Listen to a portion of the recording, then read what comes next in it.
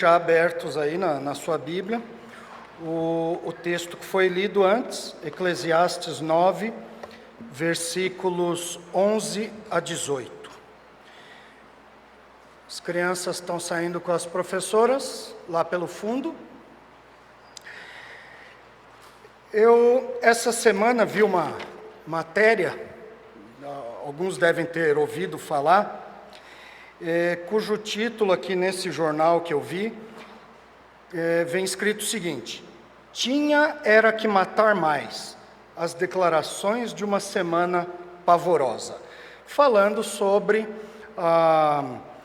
as rebeliões que houve no norte, que houveram, que aconteceram no norte do país, e o secretário da juventude do governo Temer, que não tem nada a ver com segurança pública, com presídio, deu uma entrevista sobre outro tema, e ao terminar a entrevista, no período que os jornalistas não deviam estar fazendo mais anotação nenhuma, nem gravando nada, ele disse uma frase marcante sobre isso: tinha que matar mais, tinha que ter uma por semana.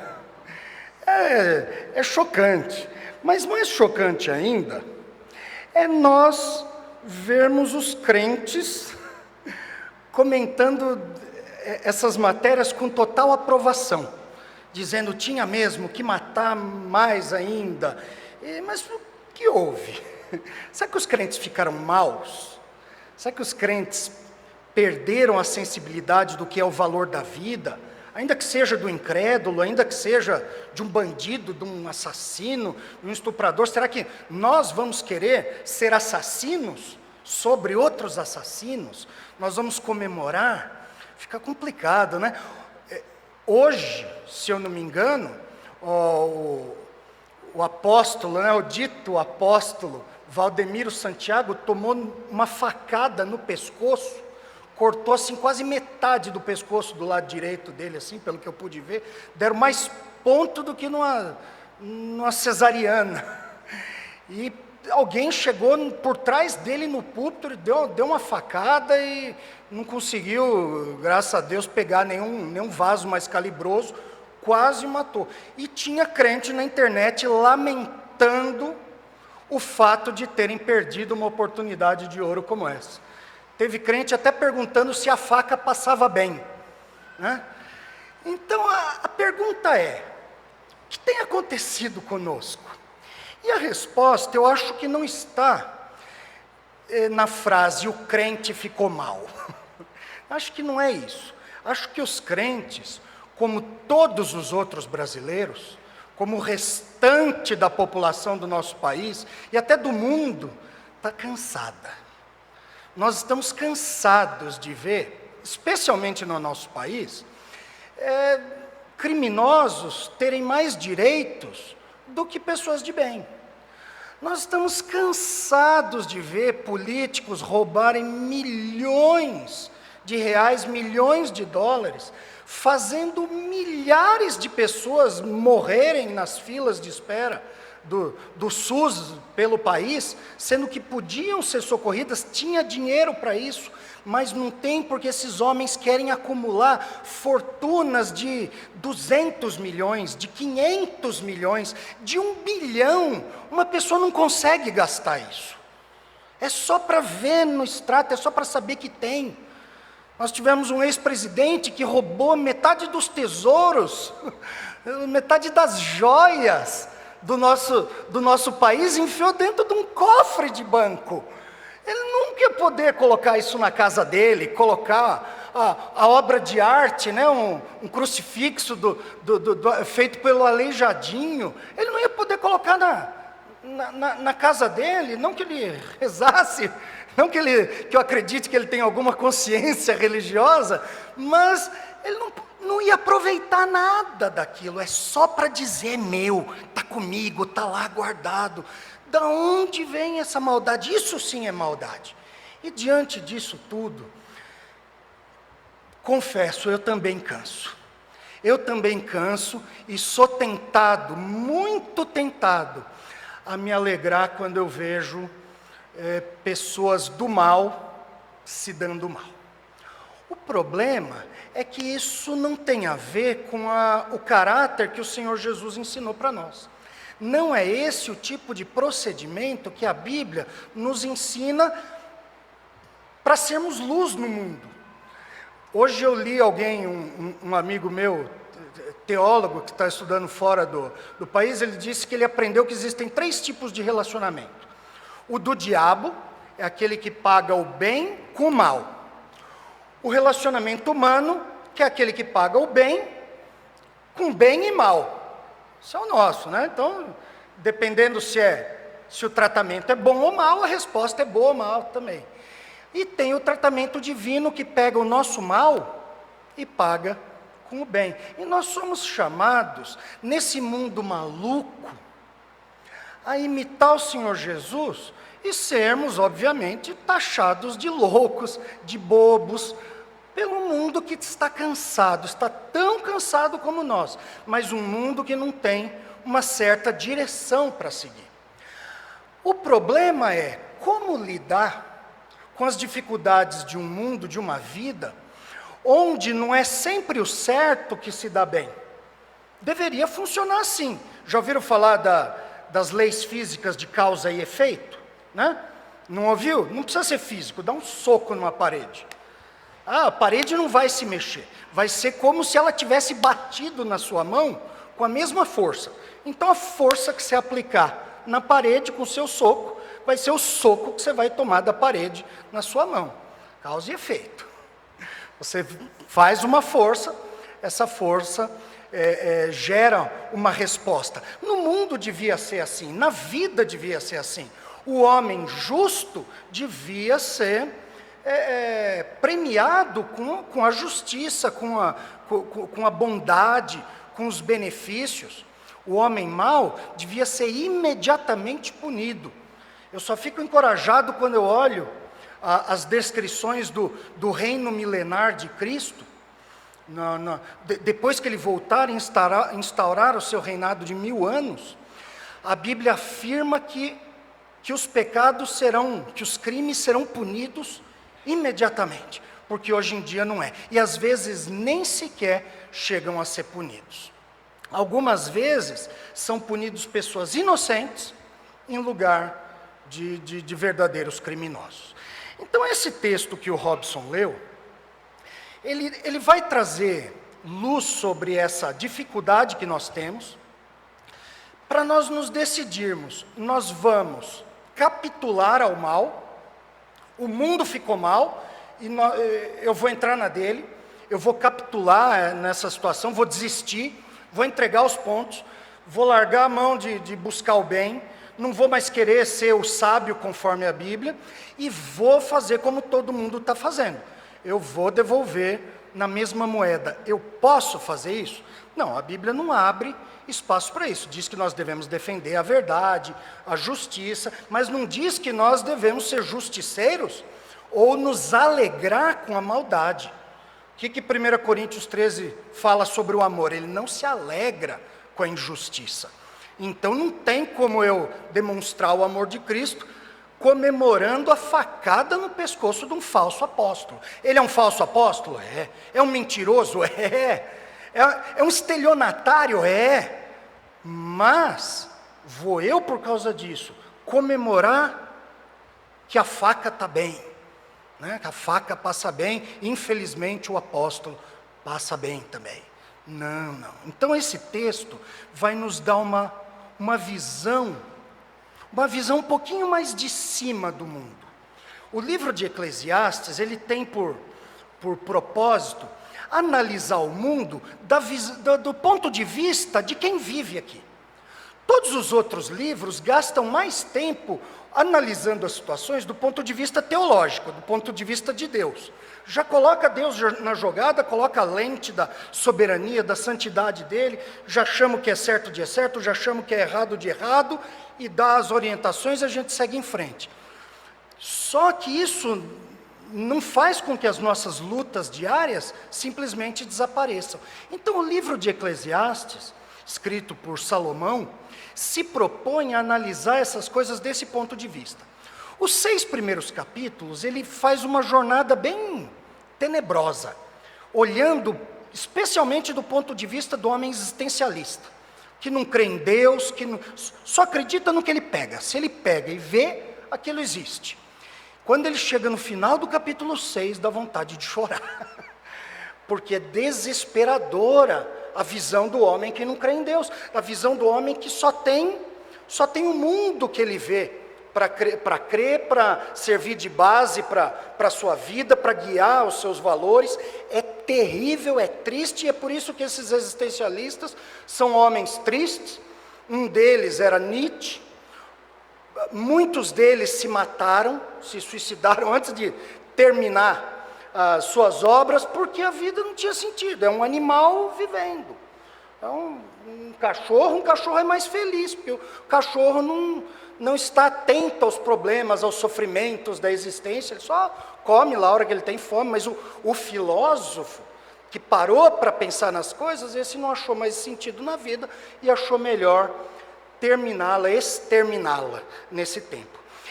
E aí Salomão, depois do capítulo 7, ele começa a abordar os mesmos problemas que ele abordou nos 6 primeiros capítulos, só que com uma visão um pouquinho mais de cima.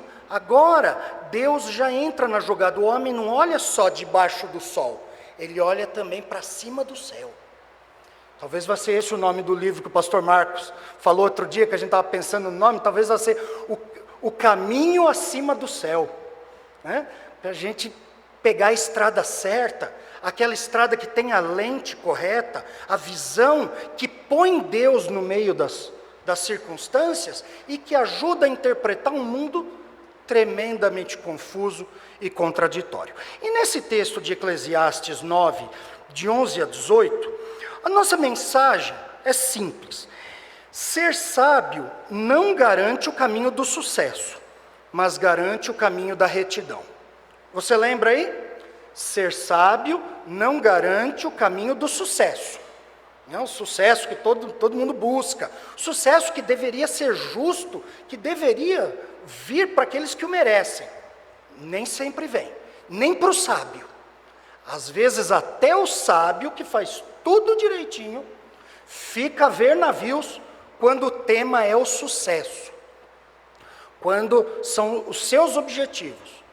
Mas a sabedoria com que ele trilha o seu caminho, ainda que o caminho possa ter umas bifurcações que ele jamais esperaria, o caminho está sempre na senda da justiça, na senda da retidão. E é isso que nos importa.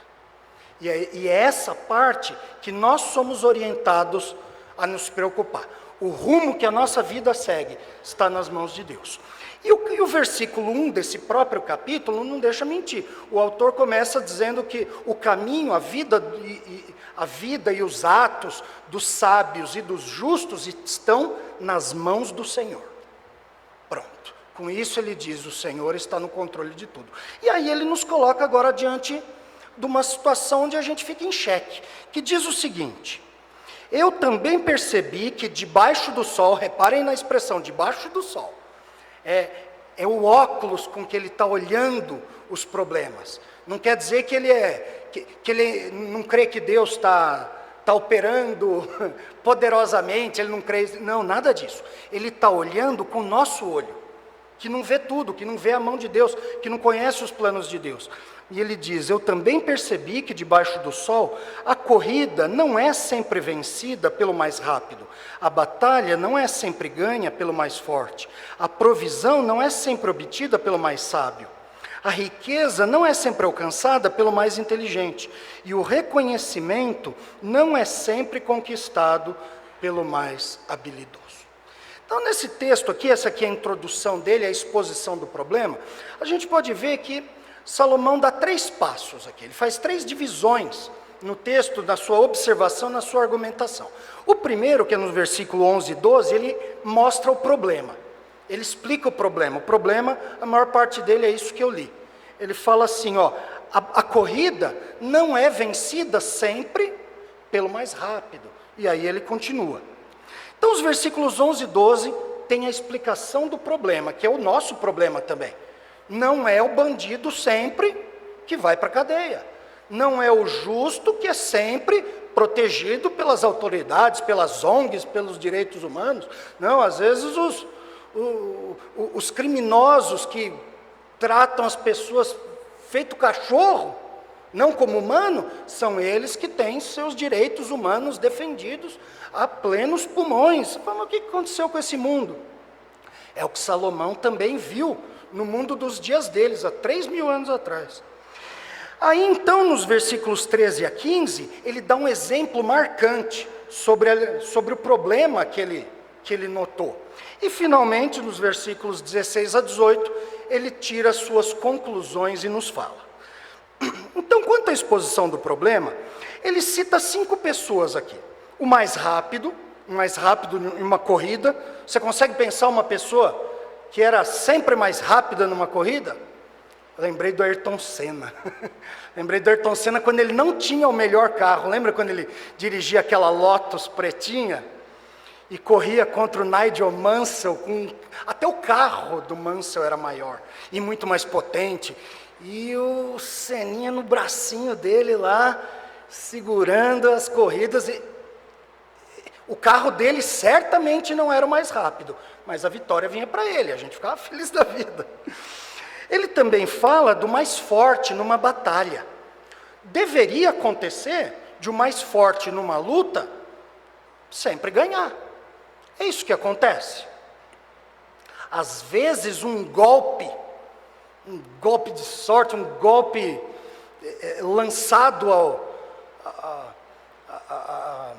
num momento inesperado, derruba um campeão. O que mais? Ele fala, a hora que ele chega nesse ponto é que o texto fica mais complicado. Ele fala que o mais sábio nem sempre é aquele que consegue a provisão, ou conforme o texto hebraico diz, o pão.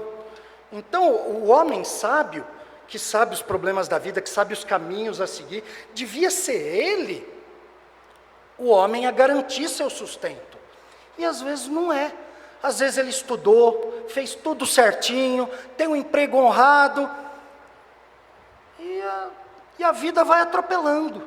E as mudanças políticas vão atropelando, as crises econômicas vão atropelando.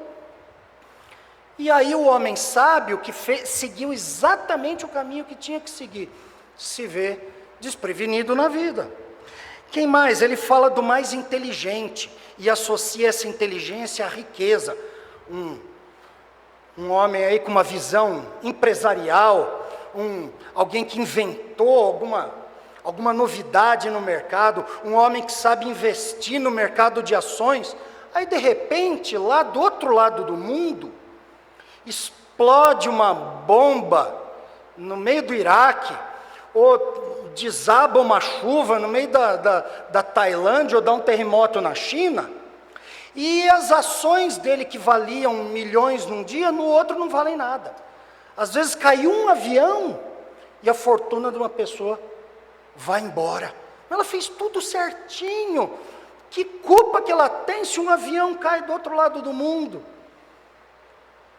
Não tem culpa. Mas essas coisas acontecem na vida, é o que o escritor está dizendo. Ele diz também que o reconhecimento, ou o favor, no texto hebraico, também não é sempre conquistado pelo homem mais habilidoso. O homem mais habilidoso devia ser aquele que tinha o respeito de todos.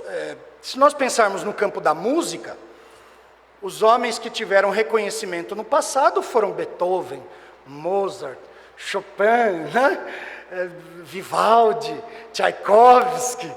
E hoje, eu não sei, o problema é que eu não sei nem falar o nome de nenhum deles.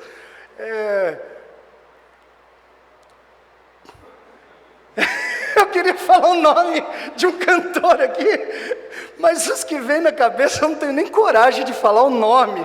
Não dá para desonrar o nosso púlpito falando o nome de um cantor desses aí. Você olha para eles, você vê que eles não sabem cantar nada, eles não sabem tocar nada, e o que eles fazem não é invejável, não é habilidoso, não é nada.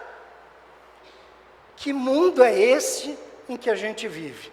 Onde a justiça não ganha o prêmio da justiça, onde a inteligência não atinge o resultado da inteligência, onde o sábio é tido por tolo, onde o bem preparado está tão despreparado para o mundo como aquele que não sabe nada.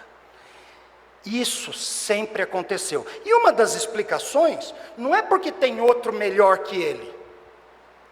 Se tiver outro melhor que ele, já não é mais o mais rápido, já não é mais o mais sábio, já não é mais o mais inteligente. A questão não é essa. O problema é que não entra uma pessoa na sua frente, entra um agente impessoal e leva embora, num momento, tudo que ele pensava ser certo e garantido. O versículo termina dizendo: pois um acontecimento inesperado pode vir a todos eles. A maioria das Bíblias de vocês deve ter aí escrito: pois tudo depende do tempo e do acaso. Alguém tem essa versão aí? Foi por isso que eu pedi para o Robson ler a minha versão. Porque essa tradução está errada. Ela tá correta se o tradutor era o Google Tradutor. Porque a palavra tempo e acaso estão lá. Mas elas compõem juntas uma figura de linguagem chamada endíades. Endíades é uma figura que significa rem, o número 1, dia, que é por meio de, e dis, 2. Um por meio de 2. É uma ideia por meio de duas palavras. Então, duas palavras que normalmente aparecem separadas formam junto uma figura de linguagem que transmite um conceito.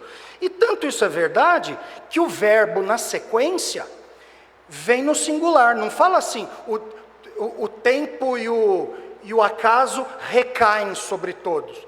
Não, diz que o tempo e o acaso, se fosse assim, recai. Só que quando nós temos dois substantivos, o verbo tem que acompanhar a concordância de número. Nem é assim que o texto hebraico trata, porque o autor sabia o que ele estava fazendo, ele estava usando uma figura de linguagem e o tradutor tem que pegar isso. Quando não pega, às vezes o tradutor tem dificuldade, eu sei porque eu também sou tradutor, né? E às vezes está difícil.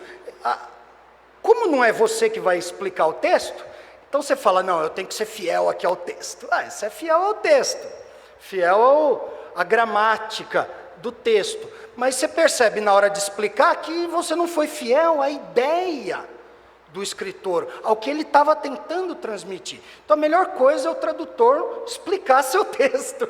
Aí ele tem que traduzir direito. É na explicação, na exegese do texto que ele vai captar os sentidos. Então o que Salomão está dizendo, está expondo como problema, é que nós nos preparamos da melhor forma que nós podemos. Nós buscamos, se precisa de força, a gente busca força. Se precisa de sabedoria, a gente busca sabedoria. Se precisa de inteligência, vamos atrás dela. Se precisa ter habilidade, vamos treinar. Se precisa ser rápido, vamos correr.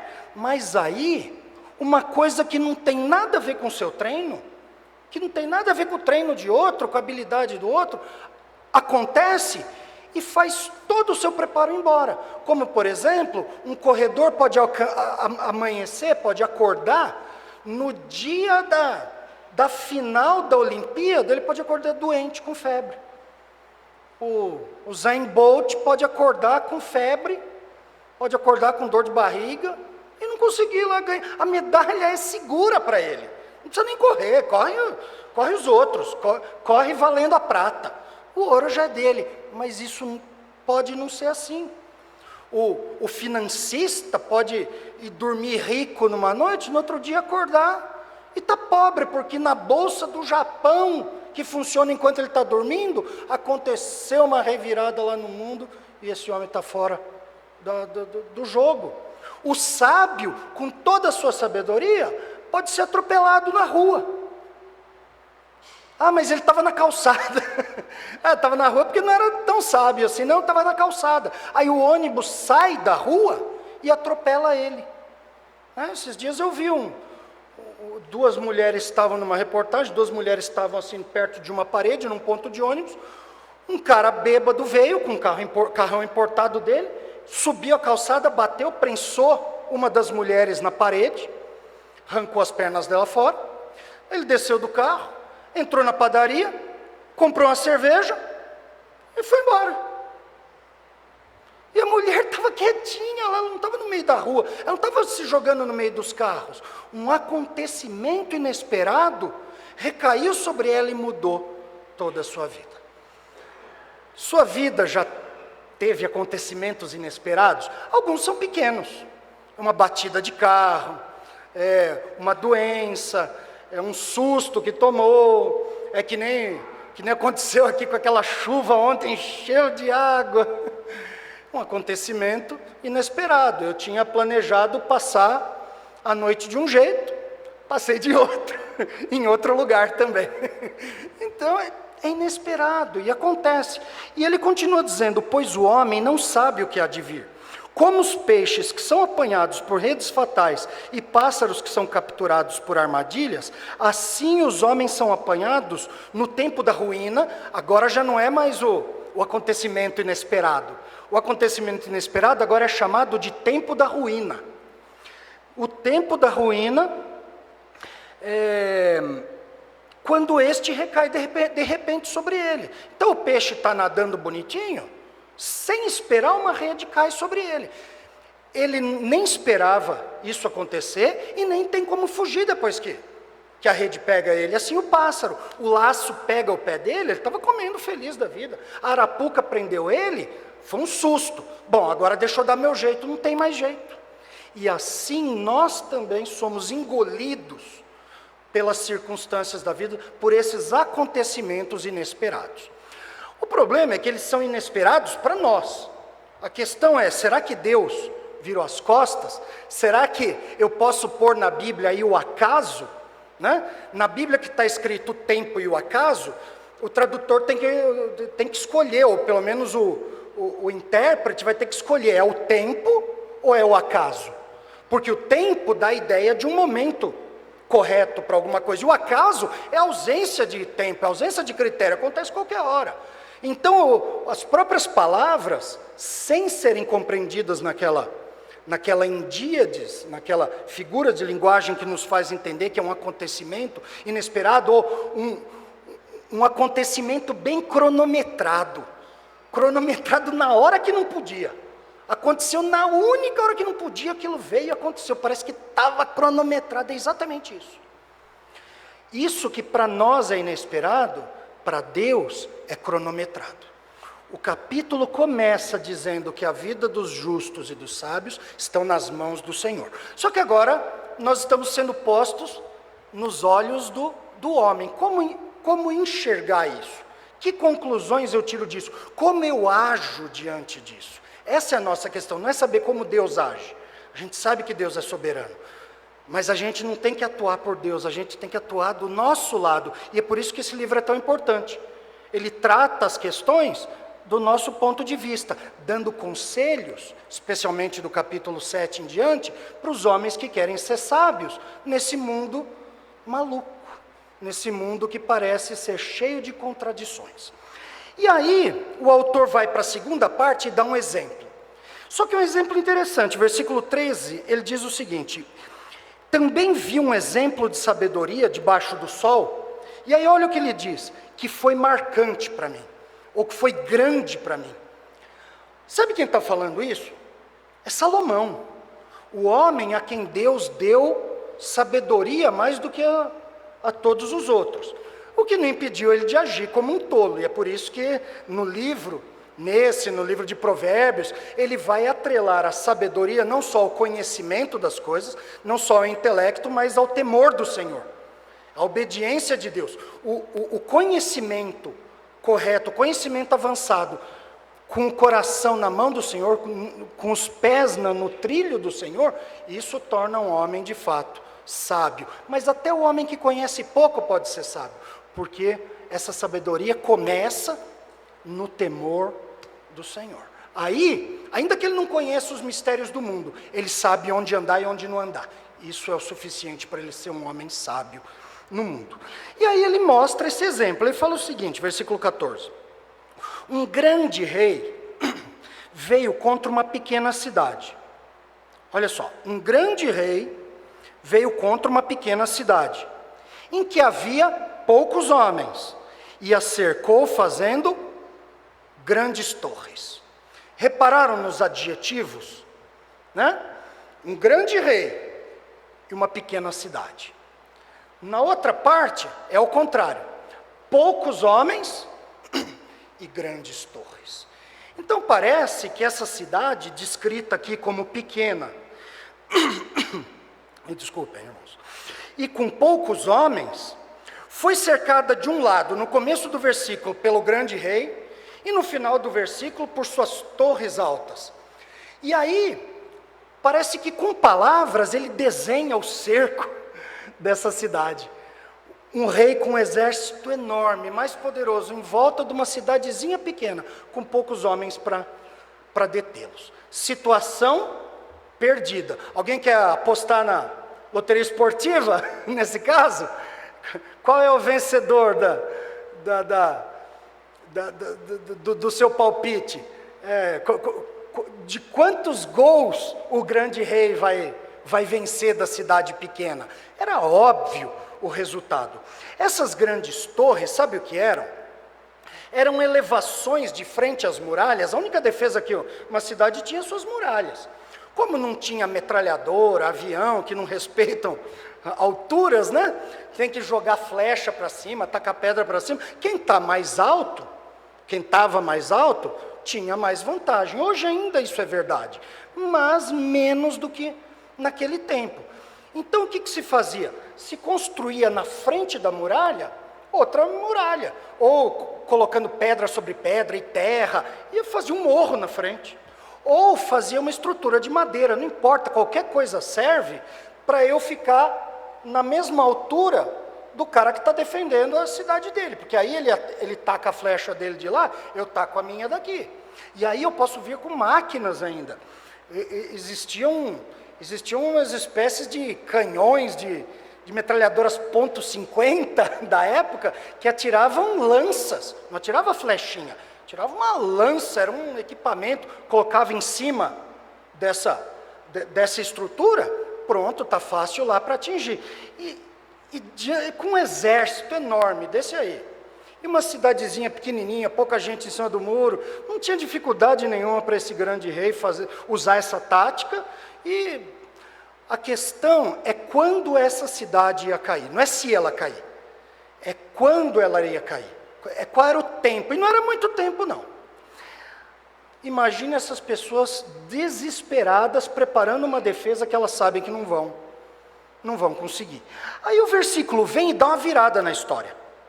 Então, um homem pobre, mas sábio, o texto não podia só ter dito um homem sábio?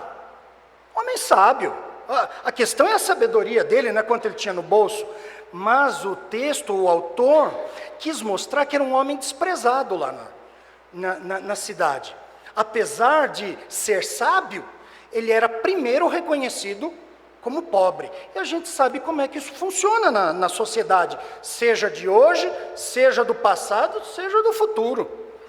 Então, esse homem pobre, mas sábio, que vivia ali, salvou a cidade por meio da sua sabedoria. A gente não sabe como. Para aqui o texto. A gente não sabe como. A gente pode conjecturar algumas possibilidades. Esse homem sábio pode ter pedido um acordo com o rei, ele pode ter procurado o rei invasor, e ter feito um acordo, uma negociação, prometido pagar um certo imposto, resolver um problema e propor certos termos para a guerra acabar. Pode ser que ele tenha feito isso. Nós temos outros casos citados na história, inclusive na história bíblica, que outras coisas puseram fins a cercos iguais. Por exemplo, segundo Samuel capítulo 20, narra um episódio na cidade de Abel Bet-Maaca. Nossa, passando na frente de uma cidade assim, eu acelero para não ter que falar o nome outra vez. E aí o que aconteceu? Um inimigo do rei Davi entrou correndo dentro dessa cidade, fecharam tudo lá, e o exército de Davi, liderado por Joabe, cercou a cidade. Aí o pessoal que não fez nada lá se viu em maus lençóis. E agora o que a gente faz? Mas tinha uma mulher sábia lá, ela negociou. O que vocês estão querendo? Nós estamos querendo o cara que entrou aí. Falaram, que é ele? Espera aí. Jogaram a cabeça dele lá de cima. Acabou. O pessoal estava atrás do cara que estava causando um rebuliço no meio do reino. Está morto, acabou. O pessoal reuniu o exército e foi embora. Tem outro caso, citado num livro apócrifo, de Judite, capítulo 13, os versículos 6 a 11, se eu não me engano, que conta a história de Jerusalém cercada, e essa Judite entrando no quarto do general inimigo. Ele estava numa cama que tinha aqueles pilares com dossel por cima. Ela foi até a cabeceira da cama, onde estava a espada dele, pegou a espada, segurou o cabelo dele e falou: Senhor, nos livra, me dá poder aqui. Deu duas facãozadas lá, arrancou a cabeça do homem, pegou a empregada dela, colocaram a cabeça dele num saco de carne, sei lá o que é isso, o texto lá diz assim, e foram lá para o meio, passaram o arraial, chegaram na frente da muralha, e aí Judite gritou: podem abrir as muralhas, abram as portas, abram agora, porque o Deus de Israel, mostrou que tem poder, que o poder dele está aqui em Jerusalém, nos protegendo, e fez coisas grandiosas hoje. Pronto, matou o general inimigo, o exército, foi embora. Pode acontecer isso. E ela foi sábia, por encontrar esse subterfúgio aí, de chegar lá. Mas é num livro apócrifo. Não importa, eu estou contando uma história. O livro apócrifo é livro histórico também, não estou baseando nenhuma doutrina nele. Ou, pode ser, teve ocasião também, em que um homem sábio conseguiu deter um ataque do Império Romano. Na cidade de Siracusa, em 214 a.C., um dos maiores físicos da antiguidade, chamado Arquimedes. Cadê o Quima? Está aí, Quima? Levanta aí, deixa eu ver. Está lá. Não está. Ele está em Siracusa. Foi para Siracusa. O que ele fez? Os romanos vinham com os barcos para a muralha para atacar, e com um número enorme de soldados, e os barcos poderosos era difícil de repelir. Arquimedes inventou um gancho, que ele jogava o gancho no barco, o gancho agarrava em alguma coisa, e ele tinha um pêndulo, uma alavanca lá, que ele mudava. Ele inventou um mecanismo que mudava o centro de gravidade dele, e uma rocha pesadíssima que estava no final, pesava mais e levantava o barco. Dizem que entre esse invento e outras armas de guerra que o próprio Arquimedes bolou e ajudou a construir, eles conseguiram repelir mais 2 anos de ataques romanos lá. Demorou para conseguir. Foi uma habilidade mecânica, sabedoria desse homem. Então a gente não sabe o que esse sábio aqui do texto fez. É possível que tenha ficado só na conversa com o rei. É possível que ele tenha ido só lá e resolvido, feito alguma negociação, algum acordo, entraram lá nos termos necessários para que o exército fosse embora, e o exército foi. O que você espera que vai acontecer com esse cara agora? Vai virar o rei da cidade, vai ficar milionário. Ele era pobre, né? Era. Agora ele vai virar o Bill Gates, da pequena cidadezinha. Mas aí o versículo 15 termina dizendo: entretanto, o povo não se lembrou depois daquele homem pobre. O que aconteceu? Deu Alzheimer? Eles não se lembraram mais? O que aconteceu? Não sei. Não se lembrar aqui quer dizer não recompensar. Eles ignoraram o homem. Era um homem sábio, mas a sabedoria só valeu para aquele momento. Sabedoria agora para dar pitaco na minha vida, como eu vou viver agora no meio do meu dia a dia, que não tem exército vindo atrás de mim, isso eu não quero não. Então, Deus ajude, passe bem, e tchau para esse homem. O homem que era pobre, mas sábio, foi embora, pobre, mas sábio.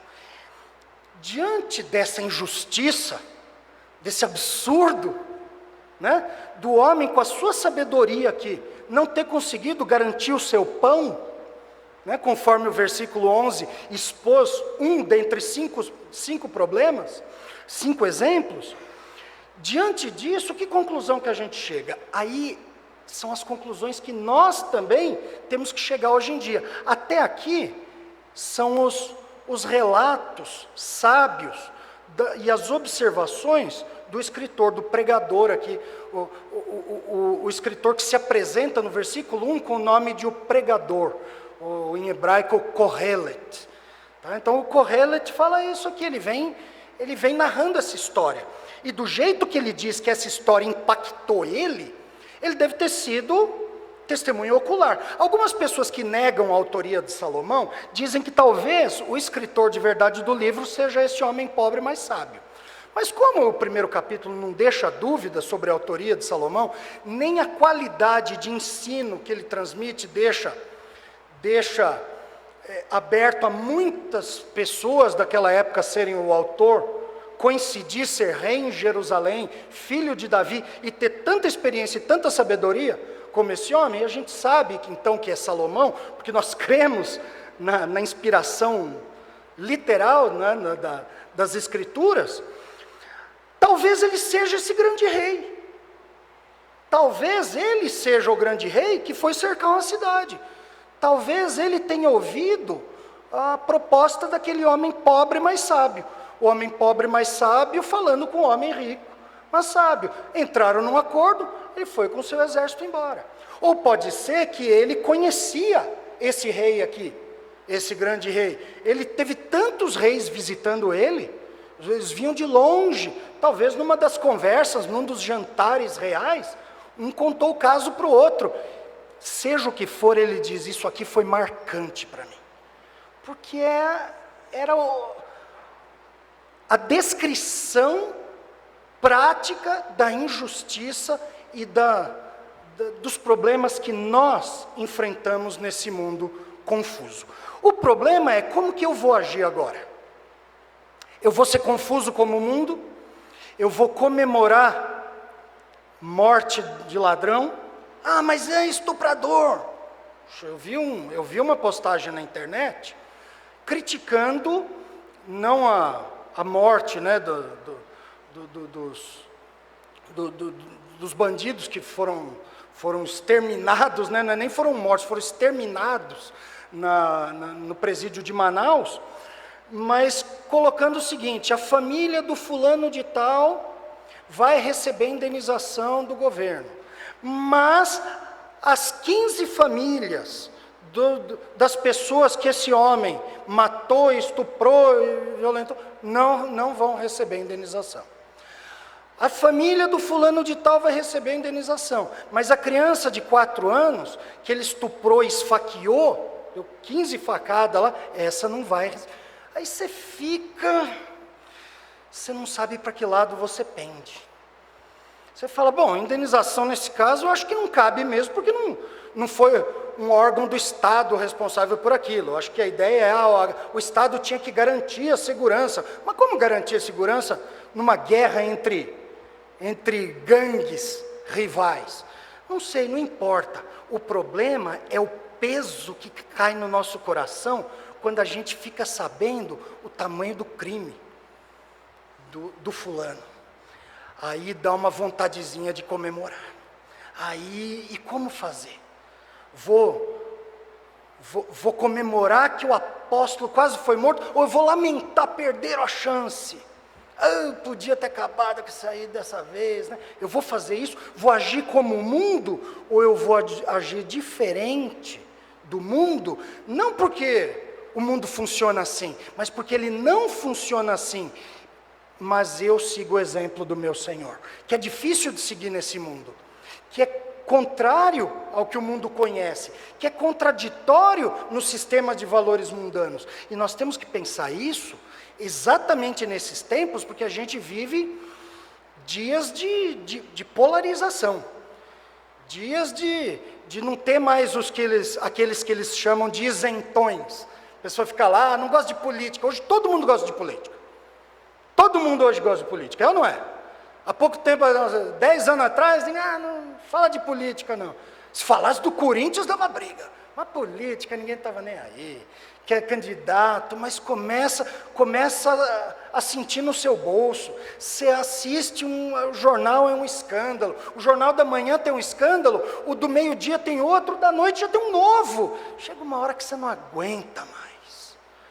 como agir nessas situações. Como agir diante de situações que foram marcantes para o pregador. Aí ele vem na última parte, são suas conclusões. A primeira parte, o que ele fez? Ele expôs o problema.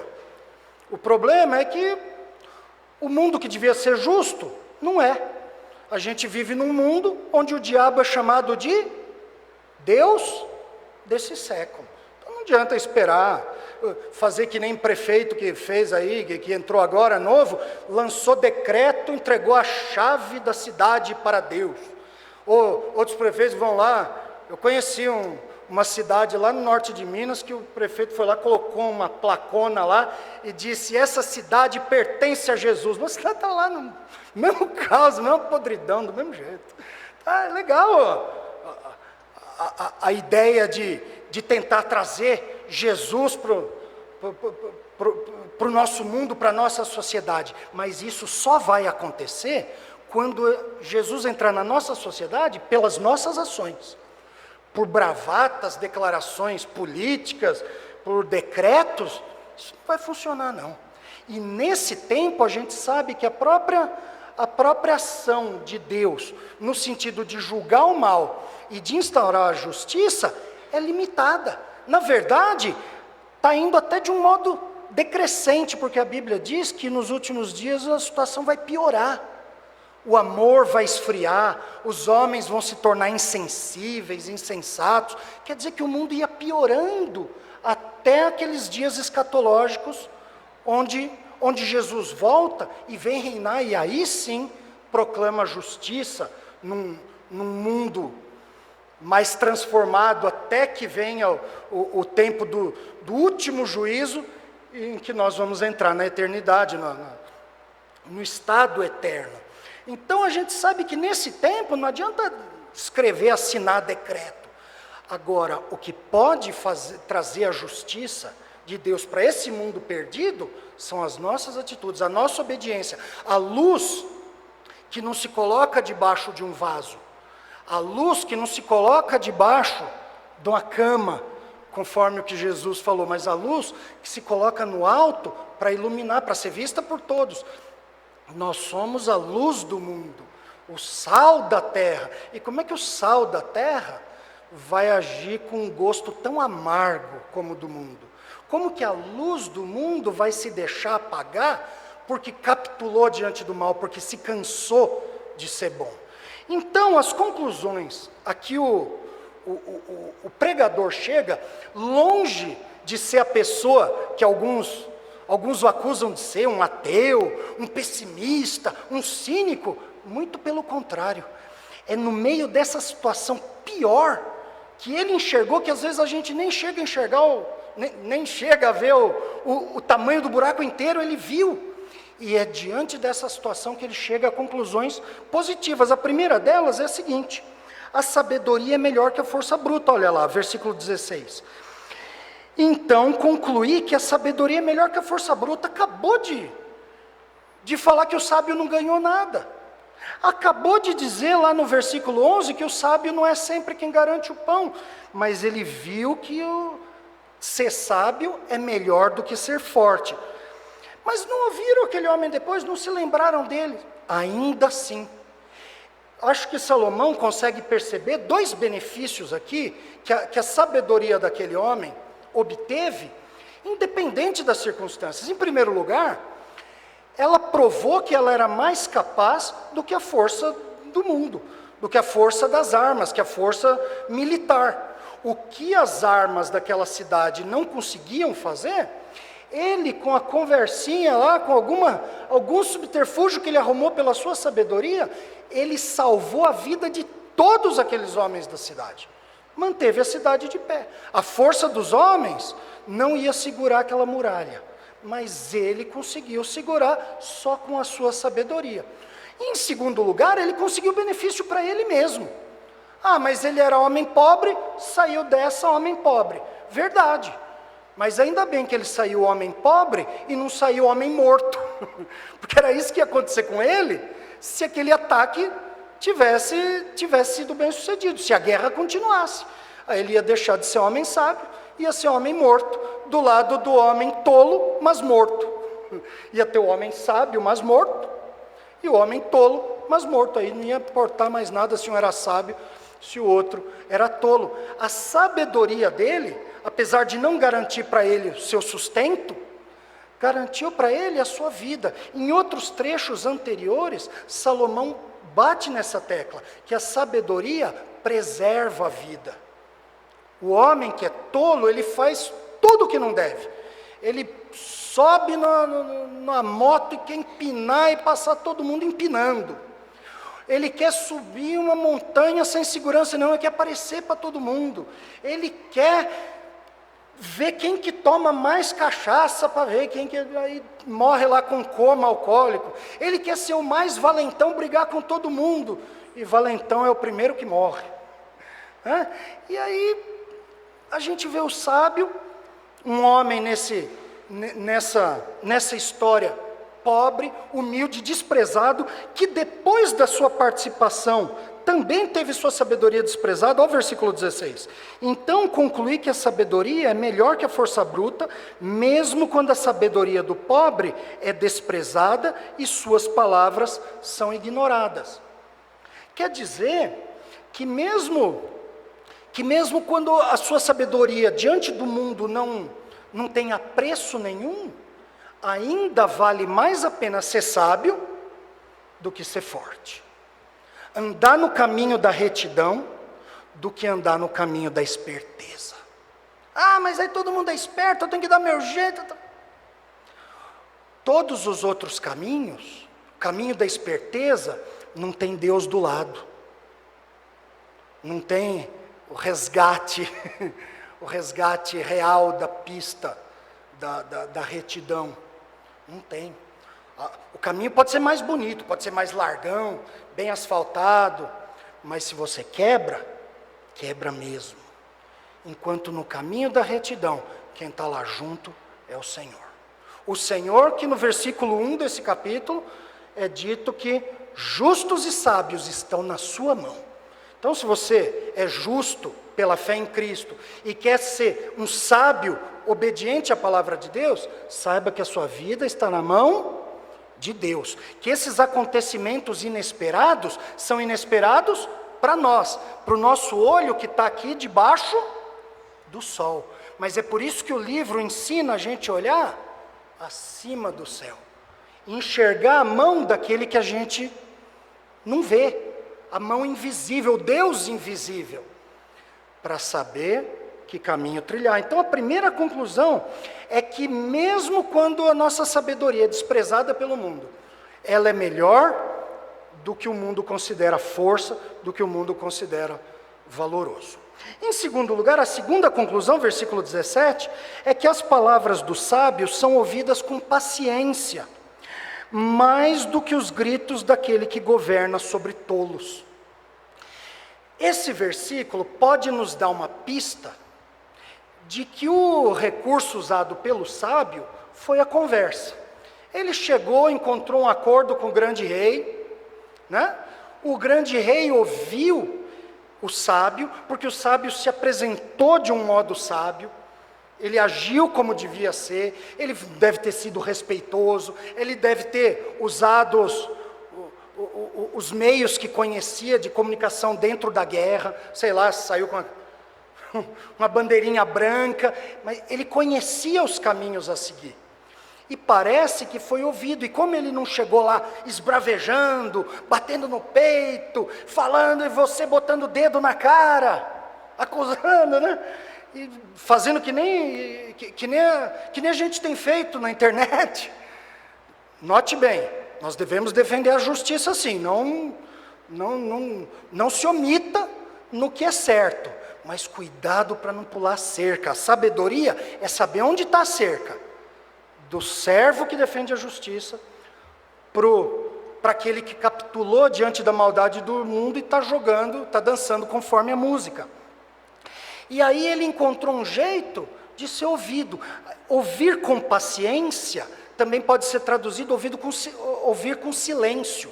O rei ficou ouvindo quieto, ficou ouvindo com paciência, a pessoa explicou seu ponto. E nesse caso, obteve sucesso. Ele diz que essa sabedoria, que é ouvida, que consegue encontrar ouvidos abertos, ela é melhor do que o quê? Dos gritos daquele que governa sobre tolos. Parece que está sendo uma comparação entre esse sábio, esse pobre sábio da cidade, com o governador da cidade. Ele não parece que ele não tinha o título de rei. Uma cidade pequena, talvez fosse uma cidade atrelada a outra maior. Então, talvez ela tivesse um governador, um regente.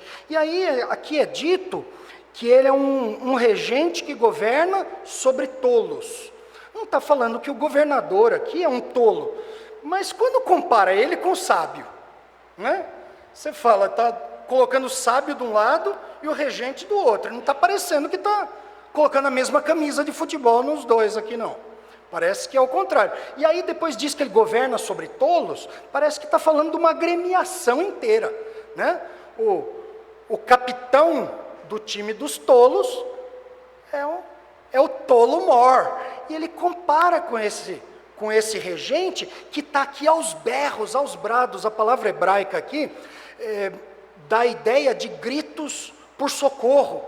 Imagina como estava esse cara despreparado e desesperado, tentando lidar com uma invasão que não tinha como, e grita daqui, grita de lá, olha ali, pega isso aí, e fazer bravata para o outro lado, gritar, vocês não vão entrar, não adiantava nada. Aí sai o homem, quietinho, sábiozinho, vai lá no rei, o que está pegando? Não, é porque vocês não pagaram o imposto aí. Não, mas a gente vai pagar. Se a gente ficar de pagar, o senhor dá um mês aí para a gente? Pode dividir em 5 vezes no cartão? Sem juros.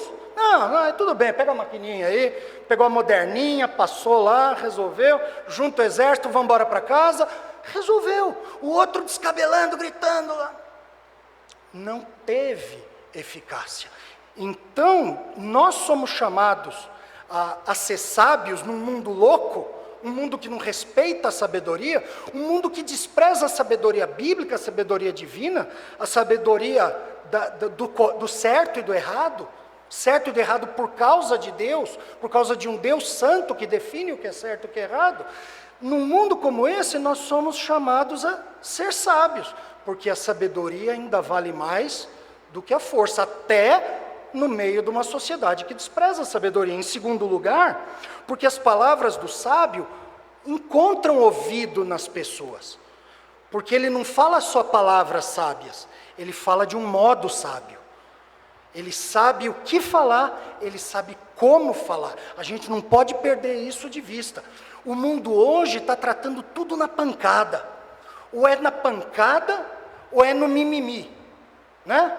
Ou você não liga para nada, ou você liga para tudo. Tudo é no me toques. Ninguém ouve essas tolices.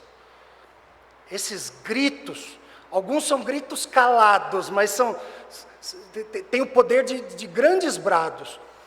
Todo mundo está acostumado, só muda o tom vocal. Mas o sábio sabe o que falar, sabe quando falar, sabe o modo de falar. E por fim, a terceira conclusão que o pregador chega é que a sabedoria é melhor que armas de guerra.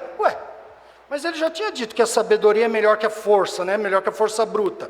Aqui as duas frases dentro desse contexto, do exemplo que o pregador citou, são frases sinônimas. Ele só não quis repetir a frase de cima, né?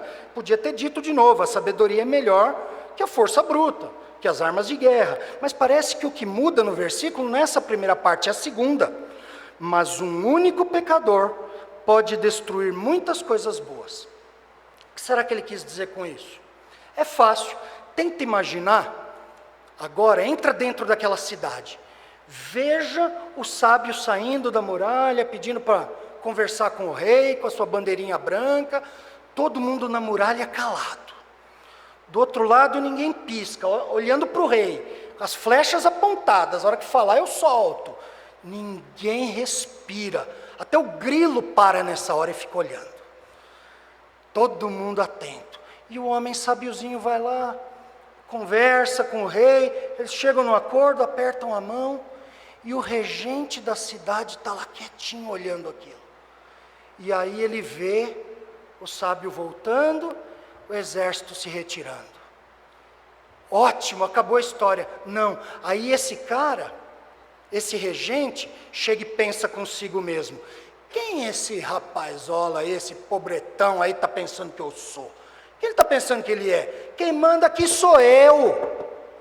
Quem manda aqui, ó, aqui que tem nobre aqui na cidade. Aqui, ó, tá vendo aqui minhas divisas? Tá vendo aqui o meu cetro? Taca uma pedra lá naquele exército. Aqui nós vamos pegar esses caras e vamos quebrar eles tudo agora. Pronto. Tacava um pau na caixa de marimbondo para morrer picado. Pronto. Um homem tolo podia ter acabado com a paz que esse sábio conseguiu de uma maneira maravilhosa. Aí é melhor, muito melhor, o sábio voltar quietinho para casa e não ser lembrado. Está todo mundo em segurança. Esse um homem tolo, ou não precisava ser o regente, podia ser alguém, um soldado raso em cima da muralha, um arqueiro. Ficou zangado com aquilo lá que esse povo pensa que tacar uma flecha. Pronto, aí tacou. Aí a flecha ainda está voando, ele fala: ih, não devia ter feito. Não é um homem borracha, né? Não tem, agora a flecha não volta mais. Soltou? Dizem que a pedra lançada, a palavra falada e o tempo perdido não voltam mais. Soltou, foi embora. Pitbull também, se soltar, você não... Soltou na rua esses cachorros bravos, você não pega mais também não. Então, e agora? Pronto, o exército vem e acaba com isso tudo de novo. Então, nós somos encorajados a ser sábios, porque um tolo sozinho, um único tolo, o texto fala isso. O texto hebraico tem a palavra único, a palavra a palavra sozinho, assim em destaque, dizendo que um só pecador pode destruir muitas coisas boas. Não podia destruir só esse salvamento, muitas outras coisas boas, ele sozinho podia destruir.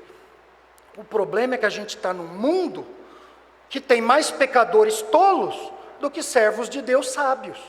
E aí a gente vai capitular do único cargo que é melhor do que a força bruta, da única qualidade que é melhor do que os gritos do mundo?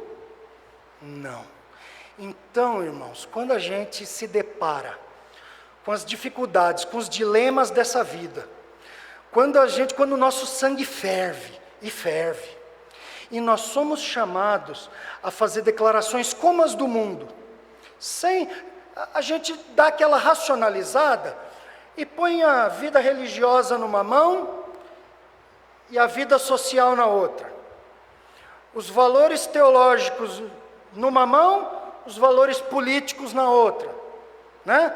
Os valores santos de um lado e o mundo sujo do outro, que a gente tem que viver aqui. Jesus falou: eu peço que não que os tire do mundo, mas que os livre do mal.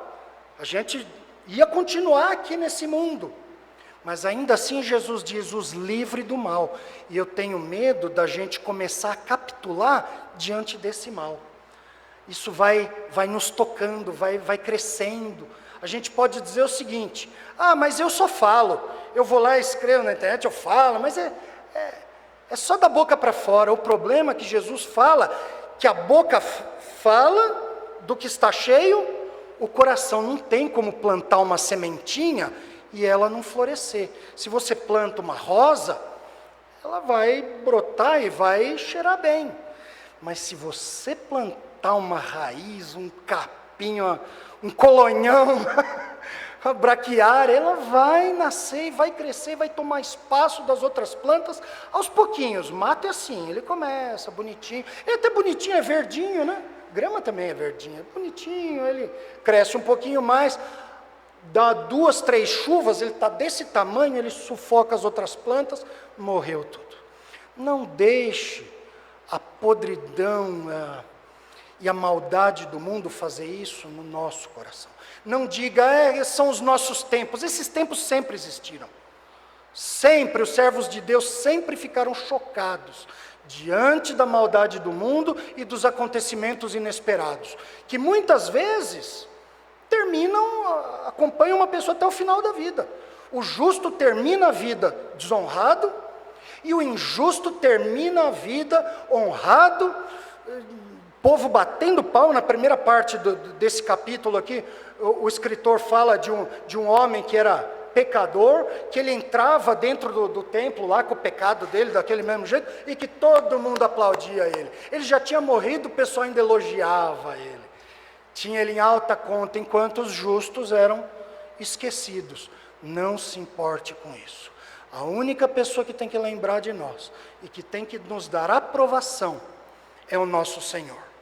E por meio da aprovação dele, é que ele, fazendo a luz dele brilhar no mundo por nosso intermédio, é que os seus valores são ouvidos nesse mundo. Vai chegar o tempo em que ele vai falar isso com a sua própria boca. Ele vai voltar e ele vai proclamar justiça. Agora quem tem que proclamar e viver essa justiça somos nós. Vamos orar. Senhor Deus, como nós temos dificuldades para enfrentar as contradições dessa vida. Como nós temos dificuldades para ver o justo sofrer e entender isso. Nós temos alguns jargões, e alguns jargões que são verdadeiros, Senhor. Como Deus está no controle de tudo, e é verdade. Que nada acontece sem ser do seu plano, é verdade também. Que o Senhor tem um plano melhor, é verdade. Mas às vezes esse plano maior, mais largo, e que é melhor conforme a sua administração da história, nos atinge de modos que nós não compreendemos. E às vezes esses acontecimentos e a sua soberania nos faz carregar fardos pesados ao longo dessa vida, ainda que por outro lado o Senhor seja aquele Deus dos fardos leves, que nos consola, que carrega conosco esse peso. Então, Senhor, nos ajude a olhar para esse mundo, não só com a visão debaixo do sol. Quando nós olhamos somente para as coisas debaixo do sol, a vida perde o sentido, os nossos valores se deterioram e a nossa justiça é desfeita. Senhor, nos ajude a olhar com seus óculos, nos ajude a reconhecer na vida debaixo do sol os valores que vêm acima do céu, para vivermos debaixo do sol a vontade daquele que vive acima do céu. É o que pedimos, Senhor, imploramos ao Senhor que nos dê sabedoria, que caminhe conosco nessa vida, pedindo pelas misericórdias do nome do nosso Senhor Jesus Cristo. Amém. Irmãos, agora nós vamos